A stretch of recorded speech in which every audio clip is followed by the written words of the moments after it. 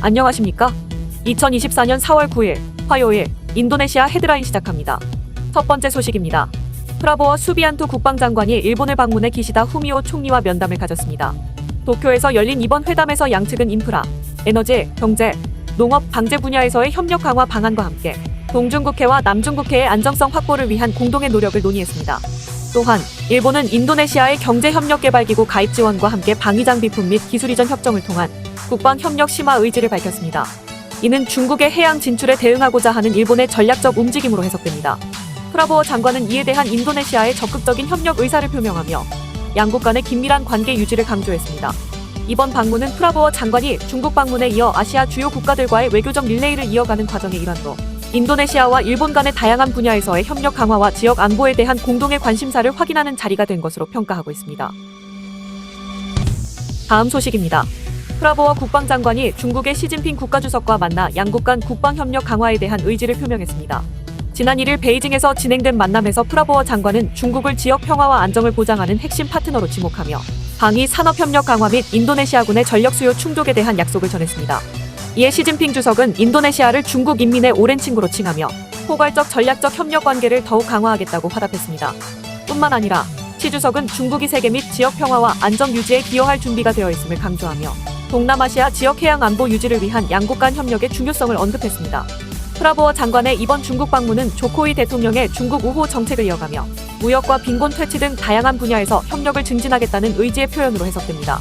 참고로 이번 프라보워 장관의 첫 해외 순방은 중국과 일본 양국과의 국방협력 및 전략적 관계 강화를 목표로 하는 중요한 외교적 움직임으로 평가되고 있습니다.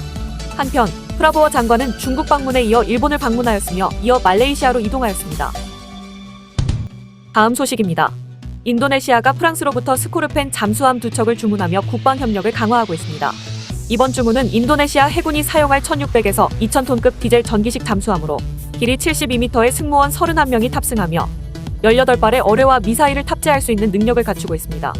해당 잠수함은 인도네시아 국영 PAL 조선소에서 건조될 예정이며 수심 300m까지 잠수할 수 있고 12일간 수중 자율 운항이 가능합니다. 프랑스 방산기업 나발그룹은 이번 계약을 통해 관련 기술을 인도네시아에 이전하며 잠수함의 관리와 운영, 유지 보수는 인도네시아에서 수행될 것이라고 밝혔습니다. 나발그룹의 최고 경영자 피에르 에릭 포물레는 인도네시아의 해양 주권 강화와 인도네시아 해군이 바다에서의 우위 확보를 지원할 것이라고 전했습니다. 또한 PAL 대표 카하루딘 제노드는 이번 계약을 통해 인도네시아가 잠수함 기술을 습득할 것을 기대한다고 언급했습니다. 이번 잠수함 구매는 2021년 프랑스와 인도네시아 간에 체결된 국방협력의 일환으로 아시아 태평양 지역의 긴장 고조에 대응하기 위한 조치입니다. 이미 인도네시아는 프랑스로부터 라팔 전투기 42대 구매에 합의한 바 있으며 이번 잠수함 구매 합의는 한국과의 잠수함 사업에 더욱 어려움을 줄 수 있다는 우려를 낳고 있습니다. 참고로 인도네시아는 총 12척의 잠수함 도입을 목표로 하고 있으며 이전에 한국과의 계약을 통해 잠수함을 도입한 바 있습니다. 다음 소식입니다. 인도네시아 대통령 당선인 프라보워 장관의 최근 행보가 한국과의 관계에 새로운 질문을 던지고 있습니다. 중국과 일본을 방문한 후 한국을 건너뛰고 말레이시아를 방문한 일정은 외교적 메시지로 해석될 수 있는 여지를 남겼습니다. 더욱이 KF-21 공동개발 국가임에도 불구하고 프랑스로부터 라팔 전투기를 구매한 사실, 그리고 대우 해양조선과의 잠수함 계약에도 불구하고 프랑스에서 잠수함을 추가 구매한 결정은 한국과의 군사 및 방위산업 협력에 대한 재평가 가능성을 시사합니다. 이러한 일련의 조치들은 프라보워 장관이 한국을 외교적으로 패싱하고 있는 것이 아닌가 하는 의문을 제기하고 있습니다. 한국과 인도네시아는 그간 경제, 군사 분야뿐만 아니라 문화와 인적 교류 등 다양한 분야에서 긴밀한 협력 관계를 유지해왔습니다. 특히 KF-21 전투기 공동개발 프로젝트는 양국 간의 방위산업 협력의 상징적인 사례로 꼽혔으나 최근의 결정들은 이러한 협력 관계의 변화가 있음을 시사합니다. 프라보워 장관은 자국의 안보와 경제적 이익을 최우선으로 하며 다변화된 국제관계를 통해 최대한의 이익을 추구하려는 전략을 취하고 있습니다. 이 과정에서 한국보다 다른 국가와의 협력이 더 큰 이익을 가져올 수 있다고 판단했을 수 있습니다. 프라보워 장관의 이번 행보가 한국과 인도네시아 관계에 어떤 영향을 미칠지는 아직 불확실합니다.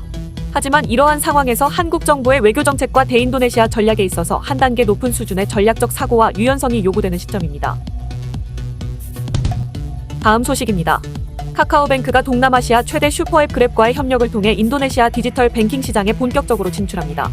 이번 협력의 일환으로 카카오뱅크 윤호영 대표이사가 그랩 이사회 구성원으로 합류하였으며 내부 감사위원회 업무를 담당할 예정입니다. 앤서니 탄 그랩 설립자 겸 최고 경영자는 윤 대표의 풍부한 디지털 은행 경험이 그랩의 전략적 비전 강화 및 수익성 개선에 큰 도움이 될 것이라고 언급했습니다.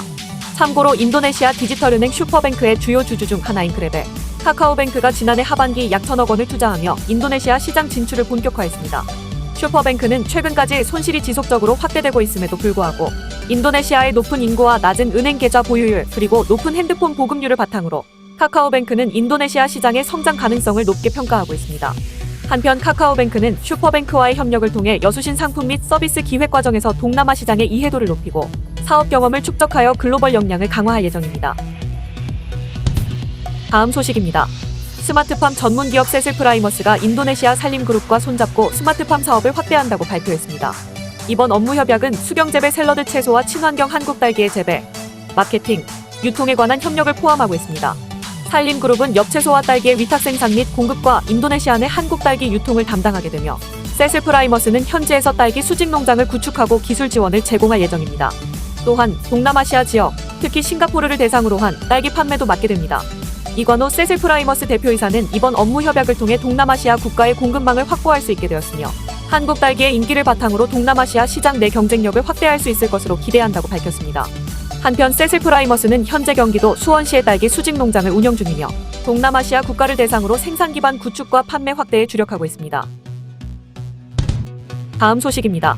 인도네시아는 호주발 생우가 운송 중에 151마리가 폐사한 사건 이후 해당 운송선이 출발한 항구에서 수입되는 모든 생우 수입을 중단한다고 발표했습니다.